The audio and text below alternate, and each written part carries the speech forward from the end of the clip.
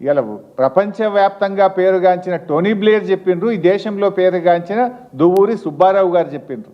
నువ్వు దోలుకొచ్చుకున్న గెస్ట్లే చెప్పిండ్రు. నువ్వు మాట్లాడేది నిజమా? ఆ ప్రముఖ ఆర్థిక రంగ నిపుణులు మాజీ ప్రధాని చెప్పేది నిజమా? ఎందుకు చిల్లర మాటలు మాట్లాడతావు? రాష్ట్రం పరువు తీయకు రాజకీయాల కోసం. ఈ రాష్ట్రం గొప్పగా ఉన్నది ఆర్థికంగా అని మాజీ ప్రధాని, మాజీ ఆర్బీఐ గవర్నర్లు ఒకవైపు కితాబిస్తుంటే నువ్వు రాజకీయాల కోసం ఎందుకు చిల్లర మాటలు మాట్లాడుతున్నావు? రాష్ట్ర ప్రజల పరువును ఎందుకు తీస్తున్నావు? రాష్ట్రం యొక్క గౌరవాన్ని ఎందుకు దెబ్బతీస్తున్నావు? రాష్ట్ర ప్రగతిని ఎందుకు దెబ్బతీస్తున్నావు అని అడుగుతా ఉన్నా. అసలు ఏమన్నా మాట్లాడితే ఏమన్నా ఒక సందర్భం ఉందా? ఇప్పుడు ఏదో పచ్చ కళ్ళద్దాలు పెట్టుకుంటే లోకమంతా పచ్చగా కనబడ్డట్టు ఈ రేవంత్ రెడ్డి బుద్ధే అది. ఎందుకంటే ఆయనే స్వయంగా చెప్పిండు, నా సొంత పార్టీ నాయకులనే తొక్కుకుంటా పెరిగినోన్ని అని నువ్వే చెప్పినావు కదా. నీ నాయకుడు, నీ మంత్రి కోమటిరెడ్డి వెంకటరెడ్డే చెప్పిండు 50 కోట్లు పెట్టి మావాడు పిసిసి అధ్యక్ష పదవి కొనుక్కున్నాడు అని.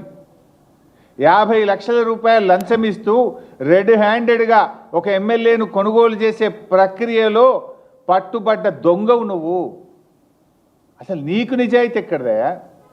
మా దృష్టిలో ఒక పార్టీ అనేది తల్లి లాంటిది. పార్టీ అధ్యక్షులు ఒక తండ్రి లాంటి వారు. 25 సంవత్సరాలుగా ఒక రాజకీయ పార్టీలో నిజాయితీగా, నిక్కచ్చిగా నాయకుడి అడుగుజాడల్లో త్యాగాల పునాదుల మీద ఎదిగిన నాయకత్వం మాది.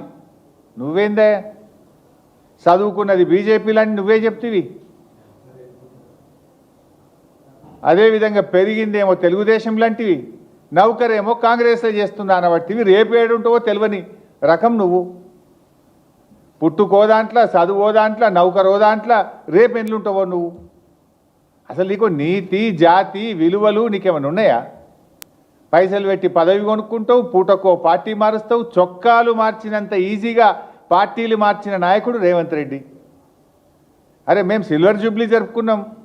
ఎమ్మెల్యే పదవిని, మంత్రి పదవిని మా నాయకుడు ఆదేశిస్తే గడ్డిపోచల్లాగా త్యాగాలు చేసిన చరిత్ర మాది. వెన్నుపోట్లు పొడిచిన చరిత్ర నీది.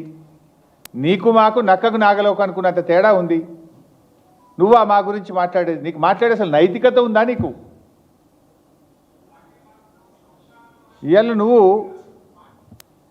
ఎట్లా అంటే ఊసర వెల్లులు కూడా నిన్ను చూస్తే సిగ్గుపడతాయి.